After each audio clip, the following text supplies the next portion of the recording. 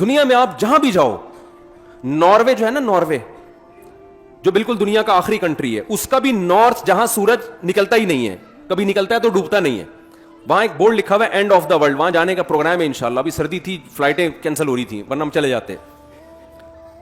وہاں بھی مسلمانوں کے سکے موجود ہیں. جب گئے نا وہاں لوگ, تو وہ جو عرب کے تجارتی سکے ہوتے ہیں نا, اب یہ نہیں پتا کہ وہاں مسلمانوں کی حکومت ہے یا عربوں سے تجارتی لین دین.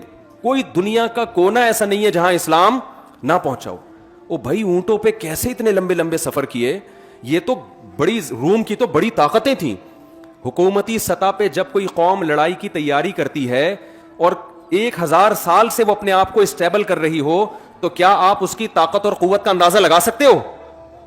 ادھر عرب کے بدو ہیں جن میں سائنس کے علاوہ سب کچھ ہے ان کے پاس, کوئی سائنسدان نہیں تھا ان کے پاس. تو آپ مجھے ایک بات, یہ خوشبو کس نے اتنی تیز لگا دی ہے یار؟ یہ اچھی بلی چل رہی تھی دھوئیں والی اود کی, سائنس نہیں ہے نا, مسئلہ سارا یہی. تو آپ مجھے ایک بات بتاؤ, یہ ایک معجزہ ہے یا نہیں ہے کہ پہلے یہودیوں کی اتنی بڑی حکومت وہ کیسے قائم ہو گئی بھائی؟ پھر یہودیوں کے بعد عیسائیوں کی اتنی بڑی حکومت وہ کیسے قائم ہو گئی؟ پھر عیسائیوں کے بعد کس نے حکومت کی ہے دنیا پہ؟ مسلمانوں نے راج کیا. آپ افغانستان میں کابل جاؤ, حضرت عثمان رضی اللہ تعالیٰ عنہ کے دور میں کابل فتح ہو گیا تھا. آذربائیجان جاؤ, میں گیا ہوں نا آذربائیجان, ازبکستان گیا ہوں, ازبکستان, آپ وہاں کی ہسٹری پڑھو, حضرت عثمان کے دور میں یہاں پر مسلمان فوجیں داخل ہو چکی تھیں. حضرت حذیفہ بن یمان رضی اللہ تعالی عنہ نے آذربائیجان سے, بخاری یا مسلم کی روایت ہے, آذربائیجان سے حضرت عثمان کو خط لکھا, آذربائیجان سے, کہ قرآن کا ایک نسخہ متعین کریں. لوگ مختلف قراتوں, مختلف نسخوں کی وجہ سے کنفیوژن کا شکار ہو رہے ہیں. آذربائیجان یا پوری دنیا میں تمام لوگوں کو ایک قرآن, ایک مصحف مرتب کر کے دے. حضرت عثمان نے فوراً مشاورتی کونسل بلائی اور اس پر کام شروع کر دیا. تو یہ خط کہاں سے گیا تھا حضرت عثمان کے پاس؟ آذربائیجان کہاں ہے؟ حضرت عثمان کدھر تھے؟ ترکی میں آپ جاؤ, کتنا دور ہے ترکی بھائی عرب سے. آپ کو وہ جو دیوار ہے نا جو 1000 سال سے کوئی گرا نہیں سکا تھا, اس دیوار کے قریب حضرت ابو ایوب انصاری رضی اللہ تعالیٰ عنہ کی قبر نظر آئے گی. آپ نہیں آ رہا سمجھ, میرا خیال ہے نہیں آ رہا. کسی ایسے نعرے کے پیچھے نا جس نعرے میں دم نہ ہو, جس نعرے میں دم نہ ہو, جس نظریے میں دم نہ ہو, اس نظریے کی بیس پر اتنا بڑا انقلاب دنیا میں کبھی بھی نہیں آتا.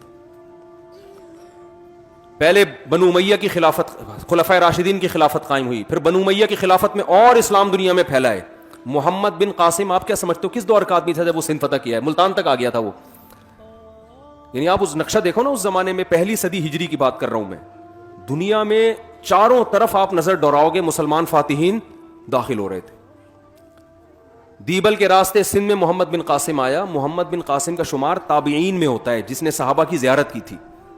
17 سال کی عمر میں محمد بن قاسم لشکر کو لے کے چلا ہے.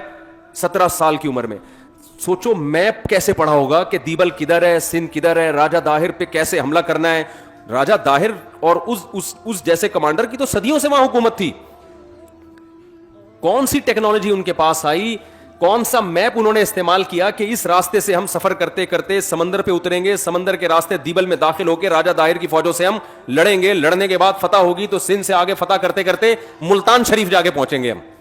ملتان میں جب راجہ یہ محمد بن قاسم پہنچا تو پھر خلافت تبدیل ہو گئی تھی, بغاوت ہوئی تھی, تو کمانڈر چینج ہو گیا, اس نے بلا لیا محمد بن قاسم کو. تو آپ مجھے بتاؤ یہ پٹھان مہاجر پنجابی کے نعرے کی بیس پر یہ سب کچھ ہو سکتا ہے؟ اگر محمد بن قاسم کہتا ہے میں عربی ہوں اور بنو امیہ کا ہوں تو بنو امیہ کی خلافت میں نے قائم کرنی ہے, تو امیہ خاندان کے چند لوگ اس کے ساتھ ہو جاتے, باقی سارے کیا کر جاتے؟ بولو نا. وہ کہہ رہے ہیں ان کی جنگیں ہمارا مسئلہ تھوڑی ہے. تو دنیا میں 1920 میں ترکی خلافت کا خاتمہ ہوا ہے.